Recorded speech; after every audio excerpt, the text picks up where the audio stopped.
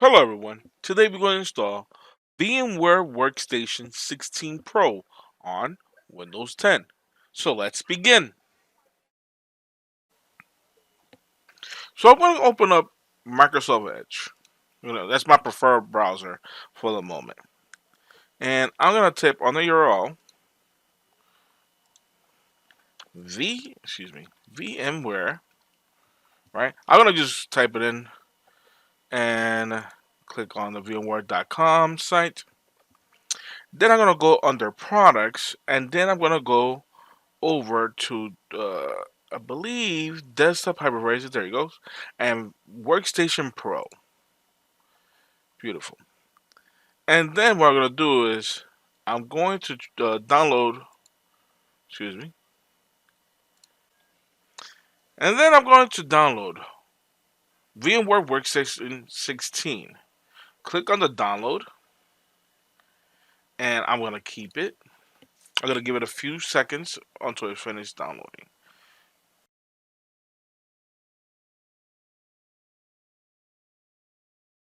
I already downloaded a copy before just to test it out.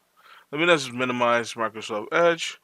I'm going to double click on VMware Workstation and click on yes. I'm going to just minimize this folder.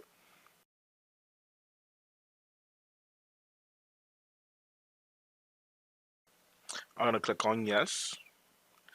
Accept the license agreement and click on continue. I'm going to click on enhance keyboard driver. This will need to be rebooted. Your computer needs to get rebooted to allow this. I'm going to uncheck this and uncheck this. I really don't care for none of this. Click on next. Create a shortcut for the desktop and the start menu, correct? Now, I prefer both. You can just choose the desktop, you can choose the start menu, whatever you like. I prefer both. Click next and click install.